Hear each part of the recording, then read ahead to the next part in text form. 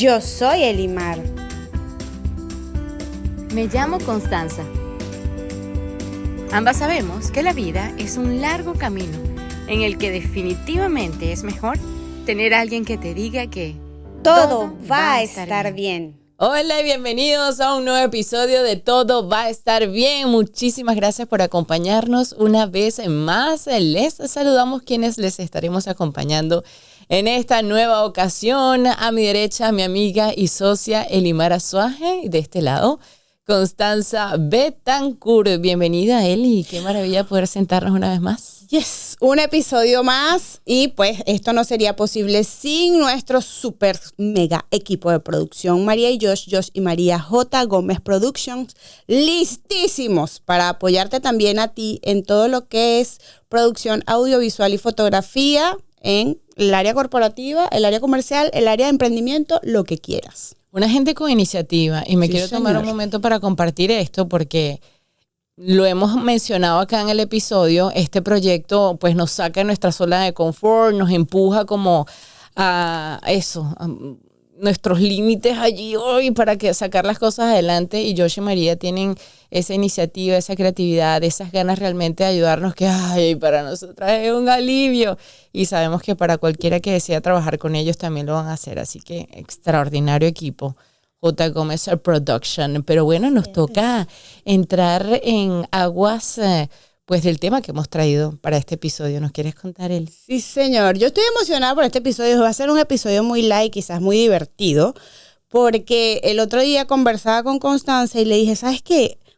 Yo creo que en la época nuestra, y ustedes nos dirán en comentarios si están de acuerdo, nos criaba ciertamente nuestra familia, pero gran parte de esa crianza estuvo como influenciada por la televisión. Hoy pudiéramos decir que por las redes sociales, pero había mucha televisión. 100%, y además que bueno, creo que es algo muy de esta generación a la que pertenecemos, que nacimos en los 80s, que había como mucho acceso. La televisión era como el centro de entretenimiento de la casa, y que convocaba además usualmente a la familia, que bueno, que es algo que se pudiera decir que se ha mantenido a lo largo del tiempo, pero no como en esa época.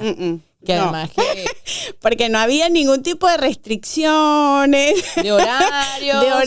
Las restricciones, por lo menos en nuestro país, vino ya. Yo era mamá cuando salió esta ley de protección al niño y al adolescente. Exacto, la ley resorte. Exacto. Bueno, sí, yo me acuerdo que ya yo había empezado a trabajar en radio. Igual estaba trabajando en medio. Y eso pues trastocó por completo la forma de consumir contenido a través de estos grandes medios masivos, en el caso de Venezuela. Para bien y para mal. Correcto. Uno ya como mamá, uno decía, ay, bueno, menos mal, porque cierto contenido no va a salir sino después de las 10 de la noche. Pero entonces ese contenido yo lo veía cuando tenía 10, 11 años, a las 3 de la tarde. Yo tengo que traer a la mesa este tema de las novelas. Sí. Yo veía, ¿sabes qué? A veces yo creo que por eso es que somos así. Mira.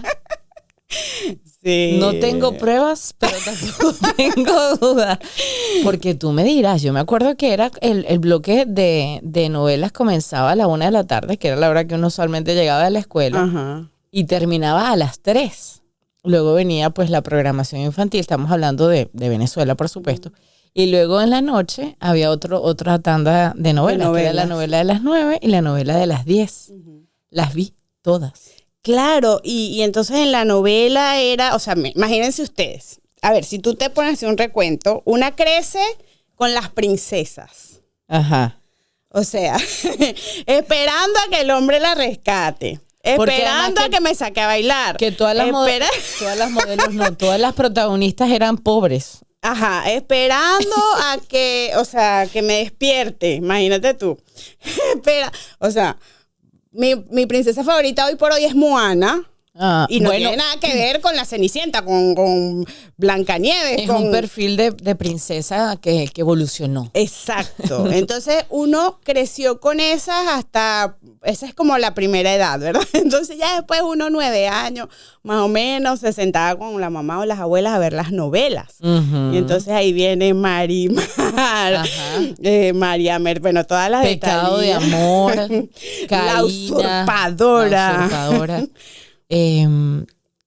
Una que me marcó profundamente fue Corazón Salvaje. Bueno, no, imagínate. Cállate.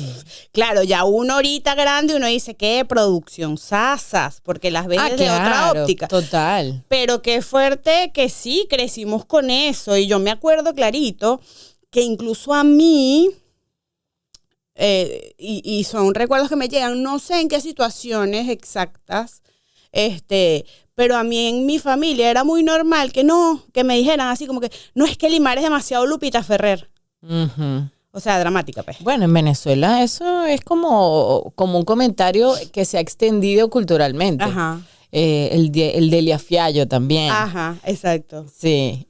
Luego viene, exacto, Cassandra y todo el sufrimiento y y sabes, la lucha por el amor. O sea, sí, el tema de las villanas, de los villanos, de las novelas. Sí, lo cierto es que sí, estuvimos expuestos como a un contenido que claramente no era para niñas de nuestra edad, pero tampoco era lo único, porque recuerdo que también tuvimos mucha exposición a mucha televisión que se hacía aquí en los Estados Unidos. Salvado por la Campana, me acuerdo que fue una de esas grandes series que marcó a esa generación de la que nosotras formamos parte. Luego vinieron producciones nacionales que pusieron en el tapete a actrices como Gaby Espino, por ejemplo, A Todo Corazón, que fue también un super hit en ese momento, ¿no? Y con respecto a ese, o sea, la otra vez conversábamos y yo le decía, mi duda o mi inquietud viene acerca del discernimiento que quizás tuvimos, porque yo le decía a Constanza, ok, las novelas, pero quizás en mi casa, por ejemplo, no era tan novelera la gente, pero para mí fue muy normal, claro que sí, ver a la tía viendo novela y yo a lo mejor me sentaba un ratico y obviamente me acuerdo de muchas novelas, pero llega un momento en mi vida y yo saco la cuenta y yo digo, yo tenía 11, 12 años y yo veía Beverly Hills 90210. Y veía Melrose Place. O sea, eso llegaba a ser contenido, yo creo que para adultos después de las 11 de la noche. O sea, sí. Y yo veía eso y a mí parece mentira, a mí me encantaban, porque me encantaban los protagonistas. O sea, ¿quién no estuvo enamorada de Brandon, de Dylan? Pero ¿dónde estuvo ese discernimiento en mí? Porque yo sé que mis papás, obviamente sí había cierta atención en que está viendo Limar, pero yo hoy recuerdo que habían escenas pasadas de tono en estas series, que eran adolescentes, esos muchachos, que una de las muchachas era novia de todos, o sea, pasaba por cada uno de los del grupo, o sea, entonces... pero parece mentira, en mí calaba era como que no. Y el sufrimiento que después tenía Kelly porque estuvo con Dinah, con Brando, con Steve, o sea, fue el sufrimiento. En mí, yo dije, no, esa fue la conexión perdóname. Que tú hiciste. Entonces, claro, a veces yo digo, ¿será porque yo crecí en una familia? Mi generación en mi familia eran muchos varones. Yo era prácticamente la única hembra. Y me acuerdo yo clarito que cuando yo ya llego a la edad así como que me empieza a llamar la atención quizás tener novio o algo así, yo decía que no sea como este en esto, que no sea como este en esto, porque claro, yo a veces me sentaba con ellos y los escuchaba hablar, adolescentes igual que yo y tal, pero obviamente que ya había tenido la noviecita y tal, y ya a mí no me gustaba a veces como hablaban de la noviecita o lo que decían que había hecho la noviecita, ¿me entiendes? Entonces fue así como que yo, ¿sabes qué? No. yo no voy a pasar por eso. Es súper interesante porque incluso creo que nos puede ser útil como para traspolar con la exposición que los niños y jóvenes en la actualidad tienen ahora a través de las redes sociales, ¿no? Y bueno, todo esto de las plataformas de streaming, ¿no? Pero me hiciste recordar cuando yo estaba viendo, creo que era Todo Corazón, una de las subtramas de la producción era una adolescente que salía embarazada. Abordaban el tema del embarazo precoz y yo recuerdo como que hubo una discusión como... Ahora mismo no recuerdo quiénes estaban presentes, pero seguramente eran personas de mi edad, niños también. Estábamos hablando sobre eso. Y cómo lejos, mi intervención era cómo lejos de eso, como inducirme, vamos a decirlo de esa manera, a tener relaciones sexuales de forma prematura o sin protección. A mí lo que me hacía era verme en la posición en la que estaba la actriz bueno, el personaje que interpretaba a esta actriz. Lo difícil que era y lo poco preparada que estaba para enfrentar algo así. Y yo decía, yo me quedaba con eso. Es que eso me da terror.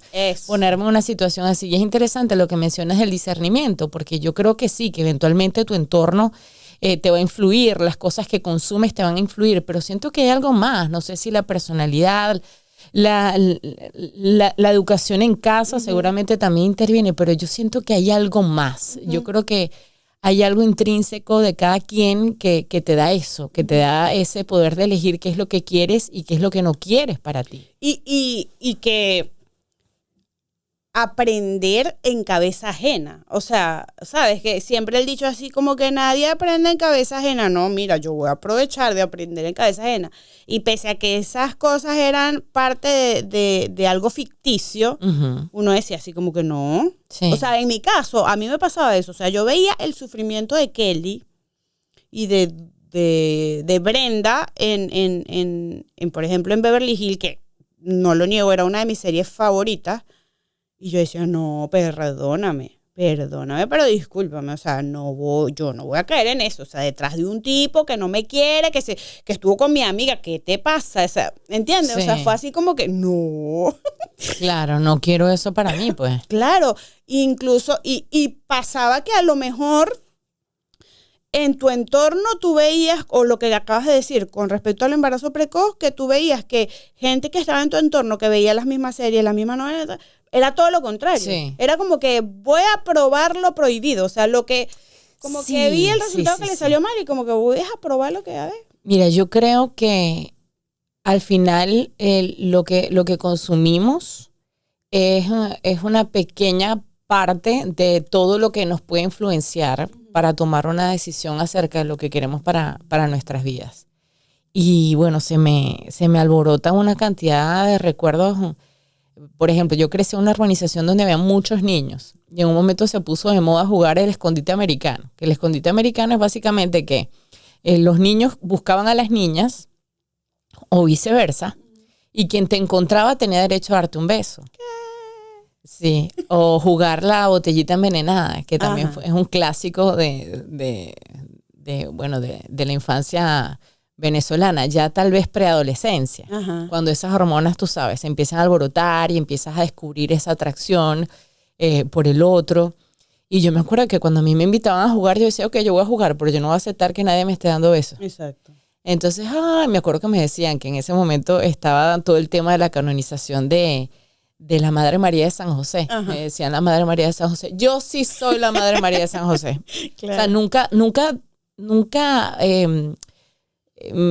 dejé que esos comentarios me manipularan o me afectaran al punto de yo decir, bueno, lo voy a hacer para que no me digan nada. Siempre me mantuve como muy, muy firme con mi decisión. Al final igualito me dejaban jugar, ¿no? Claro. Pero también con el paso del tiempo me pregunto, porque creo que es muy fácil como caer en la conclusión de que, bueno, que eras muy madura para tu edad. O no sé.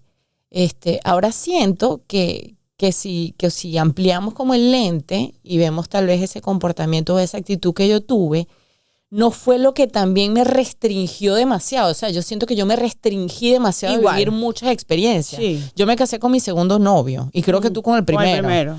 Y mi primer novio fue a los 19 años y mi primer beso fue a los 16. O sea, siempre fue como... Y no quiere decir que como que haya estado mal. O que no hubiese querido vivir estas experiencias más tempranos. Sencillamente, en mi caso, no se dio. Y creo que tiene que ver mucho con tal vez el temor que sembró este contenido al que estuvimos expuestas prematuramente, porque es un hecho. O sea, una cantidad de contenido para el que no estábamos preparadas. Como tratándolo de ver... No ni que haya sido bueno ni que haya sido malo, sino que trajo consecuencias de lado y lado con las que probablemente estemos arrastrando hoy y no lo sabemos. Claro, pero es eso, o sea, no sabemos qué fue tan bueno, qué fue tan malo, porque también pues uno llegó tranquila. Por ejemplo, en mi caso, yo creo que esa parte de lo poco que podían estar pendientes mis papás, por ejemplo, porque pues trabajaban todo el día y tal, de las series que yo veía, pero sí había, mi mamá muchas veces, ¿sabes? Echa la Willy se sentaba conmigo a Beverly Hills. Y me decía, esa muchachita está como loca. O sea, lanzaba la pullita por allá. Eso creo que es importante. Eso ayuda. Sí. Entonces, no era que me decía así como que no veas eso. No, sino que, ay, qué loca esa chama, no puede ser, eso no es así, ¿qué tal? Entonces, y para mí yo recuerdo que era muy importante o me daba mucho miedo, como que defraudar eso en mis papás, o sea, esa confianza que me tenían, porque pese a que yo era la que, como tú acabas de decir, quizás no me atrevía a hacer muchas cosas, yo sentía que yo tenía mucha confianza de parte de ellos. Y mi papá siempre me decía, esa cuerdita es una cuerdita que se estira, y se estira, y se estira. Pero si tú llegas a faltar, yo la recojo completica. Y para que se vuelva a comenzar a estirar, no sé cómo vas a hacer. O sea, porque es así como el profesor que te dice, y yo cuando fui profesora en la universidad, yo les decía a todos el primer día de clases, miren, les quiero informar que todos tienen 100 en la materia. Todos. Y claro, la sonrisa. Todos tienen 100 en la materia. De ustedes depende mantener ese 100 hasta el final del semestre. ¿Qué? O sea, no es que tienen 0 y van a subir a 100. No, ya tienen 100. Me encantó. Ya tienen, y más o menos era lo que mi papá me decía, o sea, tú tienes mi plena confianza. De ti depende mantenerla o que yo recoja esa cuerdita y ahí para volver a soltar esa cuerdita. Claro, qué interesante. Y entonces era así como que, o sea, a mí me daba terror que me recogieran la cuerdita. Claro, porque al final y sí hice otra cosa que me la recogieron como hasta la mitad y cómo me costó que me la volvieran. Pero yo creo que también es esos actos de rebeldía, de disrupción en la adolescencia, sí. No solamente normales, sino necesarios. Y creo que ahora con el conocimiento que tenemos de la maternidad y de la crianza, y bueno, tú particularmente que te has enfocado mucho como en todo lo que es la adolescencia, comprender que ese proceso de individualización lleva como eso, como a revelarte a ciertas decisiones, normas, y bueno, que es necesario, ¿no? Para que el niño finalmente encuentre su camino de transformación al adulto que es. Y nos concentramos como en el tema de la televisión. Que por cierto, cuando mencionabas, no, que andaba con uno y con otro, me acordé de Candy Candy, que en un momento se volvió como una broma también en Venezuela. Sí. Bueno, estás como Candy Candy. Pero fíjate, nunca tuvimos esas referencias de hombres que saltaban de una y otra y se les señalaba a los niños. Que bueno, eso ya es otra harina, otro podcast. Pero que no deja de salpicarnos por completo en la forma en la que crecimos. Pero que lo que te iba a decir, que también la música, yo recuerdo escuchar temas musicales que se hicieron súper populares cuando yo era niña, que todo el mundo cantaba, que se escuchaban en todos lados, que en las casas los fines de semana en la urbanización en la que yo crecí ponían a todo volumen, que en los eventos infantiles también sonaban, y recuerdo algunos en específico, uno el baile del perrito. Ajá. Que hasta concursos de baile se hacían eventualmente en la urbanización en la que crecí, porque hacíamos la elección de la reina de carnaval, por supuesto. Donde debo decir que gané en una de sus ediciones y en otro, bueno, participé, pero se hacían concursos de baile y las niñas bailábamos el baile del perrito. Me acuerdo otra canción que fue una locura en su momento, que fue el Santo Cachón. ¿Tú te acuerdas del Santo Cachón? Claro. Y fue, o sea, era súper cómico y súper terrible cuando la ponían. Y que se te mojan las canoas. Esa fue peor. Yo ahora son canciones que voy a cumplir 40 años y las escucho. Dios mío, ¿qué es esto? ¿Qué es esto? Total. Y yo las cantaba y yo las bailaba. No, total. Es que es eso. A uno le pasa ahorita que uno escucha y te voy a decir lo que decía esa canción y yo la cantaba cuando tenía 8 años, por Dios. No me siento orgullosa de esto, pero es la cultura en la que crecimos. Claro. Y te digo, escucho canciones de entrar ya en mi temprana adultez, canciones que yo escuchaba, que hoy las escucho, y digo, Dios mío, ¿cómo es posible que yo escuchaba esto? Ajá. Pero yo no sé, Eli, si es que nos estamos poniendo viejas, porque tú te pones a ver algo de eso, con todos estos géneros musicales que se han popularizado y artistas pues que se han convertido en un hito en la historia de la música, como Bad Bunny, por mencionar algunos. Que tienen unas letras que nos escandalizan, pero es que no es más escandaloso que lo que nosotros escuchábamos de esa época. Claro, pero yo creo que por lo menos esos cantantes y músicos de la época de nosotras se tomaban la molestia de, ¿sabes qué? Yo voy a hablar de esto, pero voy a poetizar la canción. Porque, Juan Luis Guerra tiene una donde no me que uno dice y que es que eso es lo que está queriendo decir. Bueno, claro. Mojar mi nariz en tu pecera, por ejemplo. Por supuesto. No, y Ricardo Montaner tiene una que vamos a ver si me acuerdo, que también es como que o sea, ahora entiendes como la carga erótica que tiene atrás, pero la de la mesa y que te busco. No es esa. Ay, no me acuerdo cómo. Ay, bueno, ahorita no me acuerdo. Pero sí, tiene La cima del cielo tiene unas partes. También. Claro. Pero esta es toda así, que ahora la escuchas y tú, Dios mío, te entra así un calorón, una cosa. Porque la pero fue porque nos destaparon los sentidos los cantantes de ahorita, que todo es explícito. No, yo no creo que eso sea así. Lo que pasa es que me estás poniendo en una mesa a Juan Luis Guerra y a Ricardo Montaner con, por ejemplo, El General, que era algo que yo escuchaba en mi adolescencia temprana. Sí, o sea, tú eres mi mamita rica y apretadita. O sea, esas eran las cosas que yo escuchaba. No me acordaba de eso. Después Vico, sí, que hablaba sobre el consumo de drogas. Bueno, él era más como en el sentido, yo creo que protesta y ¿no? Sí, y además que él ¿no? tuvo como una transformación a la cristiandad y después eso lo reflejó, pero hablaba mucho sobre lo que él vivió en el mundo de la música y las adicciones en las que cayó y bueno, cómo Dios después lo sacó de allí.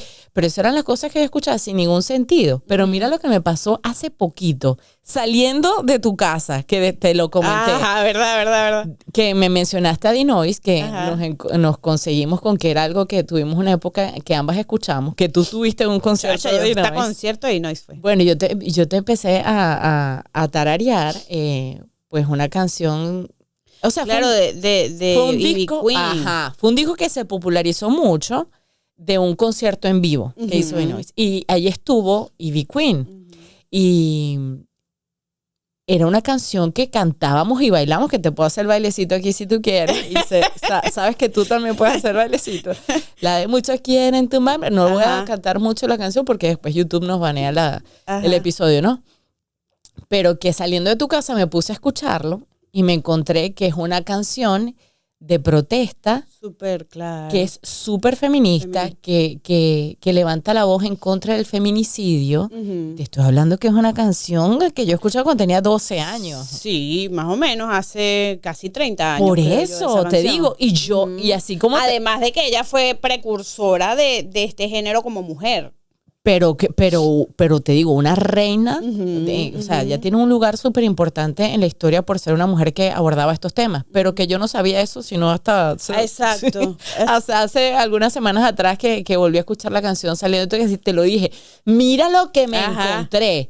Y sí es verdad que crecimos expuestos a una cantidad de contenido en la televisión, en la radio,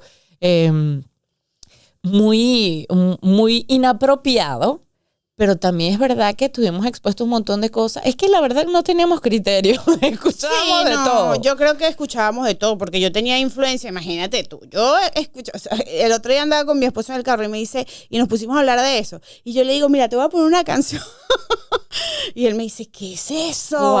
¿Cuál? O sea, mi papá le había regalado a mi mamá una cinta cuando eran novios, una cinta, entre esas estaba Azúcar, Cacao y Leche, que cantaba así la de yo quiero casarme, ir a buscar. Ah, me encanta. Y había otra que ahorita no recuerdo, que fue la que le coloqué de ellos también, y él me decía, Dios mío, ¿y tú escuchabas eso? Y yo le digo, no, nada más las escuchaba. Yo me sentaba con un cuaderno frente al tocacassette, y entonces era... Primera frase, pausa. Yo hacía mi cancionero, porque claro, para mí tenía un significado muy especial la historia de que fue una cinta que mi papá como que le compuso a mi mamá, se la dio un regalo, no sé, Día de los Enamorados, no lo sé, aniversario, pero mi papá le puso como las canciones que se habían dedicado, que los representaban, qué sé yo. Y era muy especial. Yo, ay, qué lindo, la historia de amor. Entonces, claro, una niña con el cassette de que su papá novio le dio a su mamá, y ese cassette no tenía cancionero. Y yo voy a hacer el cancionero. Y es eso, o sea, a veces, el otro día hablaba con mi esposo de eso, y él me dice, yo escucho, hay mucha música que él escucha, que yo le digo, o que a veces nos ponemos a escuchar, y yo le digo, yo no tolero más de 3 canciones de tal artista. O sea, por ejemplo, hay artistas que yo siento que la música tiene una energía. Definitivamente. Entonces, claro, hay música que te pone chévere, hay música que te bajonea. Entonces yo le digo, por ejemplo, parece que no, obviamente no voy a nombrar, pero hay artistas que cantan boleros o que cantan rancheras, que es chévere, pero hay otros que son canciones como muy de despecho, como que muy hacia ese lado. Y yo le digo, yo no tolero más de 3 canciones de este artista, escucharlas, porque siento que me cambia la vibra y es chimbo. Y él me dice, ¿pero por qué? No, eso es como idea que le tienes a lo mejor. Y entonces, claro, ese día él me dice, ahora entiendo, es que tú escuchas las letras desde chiquitica, o sea, tú le pones atención a la letra. Claro. O sea, tú le pones atención y casi que analizas la letra. Y él me dice, a lo mejor yo no, a lo mejor yo hay mucha música que la dejo pasar simple como música, o sea. Y que interesante, ¿no? Porque al final tiene que ver mucho como con la forma en la que se nos facilita el aprendizaje. Hay gente que es más visual, gente que es más auditiva, o sea, hay de todo. Exacto. Y fíjate que chévere que te lo mencionara, porque puede ser en efecto cierto, ¿no? Que el tema del mensaje verbal tiene un impacto en ti pues mucho más grande que el que pueda tener. Hablando de eso, me acordé que estaba en 6º grado del colegio y habíamos transcrito en la escuela la canción, que bueno, ahora entiendo que es una canción súper requete versionada no sé cuántas veces, que en ese momento la popularizó en Venezuela Guillermo Dávila, que era Íbamos los dos. Ajá. Bueno, imagínate, eso lo transcribimos en un papel. Y se habían hecho como varias retranscripciones. Y yo tuve la genial idea de mandarle a sacar copias en el centro de copia del colegio. Llego yo con mi hojita, ¿no? Y la llevo al centro de copia. Le digo, por favor, una copia de esto. Después me dice, mira, no te podemos hacer la copia y tu hoja de papel está decomisada. ¿Qué? Yo no entendía. Claro, ahora entiendo. O sea, cuando me pongo a analizar la letra, esta gente cuando vio esta hoja de papel habrá dicho, pero o sea, más allá del parental control, vamos a decirlo así, que tuvieron las autoridades del colegio al decomisarme la hoja de papel, esto circulaba comúnmente entre las alumnas del colegio. Claro. Digo alumnas porque era un colegio solo de niñas, ¿no? Pero que te digo que en cada generación existe y creo que existirá. Entonces, el punto de vista de la crianza, que ahora estamos a cargo pues de la educación de niños, creo que mantener como esa mirada amplia de que al final trabajar más en el criterio de que el niño pueda tener, de hablar sobre términos como la confianza, exacto, que debe mantenerse de un lado y de otro para que las cosas caminen hacia adelante. Creo que siempre va a prevalecer, más allá de lo que vayan a estar expuestos, porque van a estar expuestos, total, sea con tu autorización o sin ella, porque no los puedes aislar del mundo. Burbuja. La burbuja Imposible. no es válida, claro. Imposible. La burbuja no es válida. Estar pendientes y, bueno, sembrar valores cada vez que uno pueda y estar muy pendiente y volverse parte de lo que ellos escuchan, de lo que ellos hacen, interesarse. Yo siento que ahí está la clave. Qué importante. Sí. Porque nuestros padres nunca se interesaron por nuestra música. No, yo Jamás. creo que hay un nivel, yo creo que era al revés. Ah, pues total. Nosotros, o sea, yo tengo mucha influencia de la música que escuchaban mis padres. 100%, o sea, el trío Los Panchos. Y entonces las ahí Cuatro ellos Monedas. creo que nos protegían porque, o sea, mi papá no toleraba más de 3 canciones por ejemplo, mi mamá más bien me apoyaba, pero me decía, ya, hija, Magneto. Yo amaba Magneto, pese a que Magneto es entonces, pero ajá, en mi casa se escuchaba completo los 3 discos de Franco De Vita. Ah, por ejemplo. Entonces, yo creo que ahí, de esa manera, nos protegían. Al final creo que mientras se logre un equilibrio que muchas veces se consigue, ni siquiera depende de como de la lógica o de la conciencia de los padres. Simplemente es algo que uno termina teniendo suerte en la vida. O sea, al final como que se consigue un equilibrio y ese criterio te permite pues llegar al otro lado sin mayores consecuencias. Dice uno que sin mayores consecuencias, ¿no? Porque de verdad, yo me acuerdo que otro de las, o sea, escuchábamos mucho Chayanne, que por cierto, hoy reproduciendo mi playlist me salió Provoca. Ajá. Me acuerdo que eso era un hit, yo estaba en 6º grado, yo tenía 11, 12 años. Y también tiene una carga sexual importante. También. En ese momento uno no tenía ni idea. Escuchábamos Chucha, teníamos el cassette de las chicas del Can. Sí. ¿Celoso? Sí. O que sea lo que quiere el negro. O sea, imagínate sobrevivimos a una cantidad de contenido y aquí estamos, madres Aquí de familia, no salimos tan mal, dice uno, ¿no? Pero fue divertido, ha sido divertido y hoy por hoy es más divertido acordarse y darse cuenta así como que ¡oh! Y yo escuchaba eso. Claro, y también como divertirnos con que ahora nuestros hijos lo estén viviendo, pero en su formato, ¿no? Así de acuerdo como a sus tiempos, que son los suyos, no son nuestros. Así es, así es. Así que bueno, compártanos ustedes qué televisión los crió. ¿Qué televisión estuvo ahí presente en esos años de adolescencia, de juventud? ¿Cuáles eran sus series favoritas? Nos va a encantar leerlos en los comentarios, compartir. A lo mejor sale hasta otro episodio de esto donde podemos compartir esos comentarios. Sí. Suscríbanse. Por favor. Y comenten porque de verdad que estamos haciendo esto con mucho cariño y pues la idea es compartir con ustedes y que ustedes compartan con nosotros. ¿Cuántos de ustedes vieron el Club de los Tigritos? Me acuerdo que me aprendía las coreografías. Y ahora también me pongo a recordar porque ellos hacían como musicales, ¿no? Ajá. Y unas Claro, de letras. Sora Sol salió de ahí, mija. Bueno, pero ella hay una, mi mejor amiga. ¿Te acuerdas? Dios mío, qué nivel de intensidad. Eli, yo creo que estamos afectadas. Pero bueno, no somos las únicas y queremos leerlas en los comentarios que comparten este episodio para abrir la conversación con muchas personas más. De esta manera llegamos al final de esta edición de Todo Va a Estar Bien. Recuerden que nos pueden seguir a través de nuestras cuentas en las redes sociales. @soy Elimara Suaje, por este lado. @me llamo Constanza, y también comentarles que hemos abierto una plataforma de Patreon que estamos buscándole el ritmo para echarle a andar, pero que sepan que tengan eso en el radar y que estamos creciendo, poniéndole mucho cariño y disfrutando todo el proceso. Así es. Este programa no hubiese sido posible sin el equipo de producción que nos envió Papá Dios. ¿Quiénes son, Eli? Ellos son María y Josh y María J. Gómez Production. Ustedes se van al Instagram, @J. Gómez Production, y van a ver la calidad de su trabajo. Pero cuando los conozcan se van a enamorar aún más Confirmo. de ellos como equipo, pues que los va a apoyar en toda la parte audiovisual o de fotografía de cualquier proyecto, idea o locura que a usted se le esté ocurriendo. Que les vaya bonito. Muchas gracias por habernos acompañado. Será hasta el próximo episodio. Bye. Bye.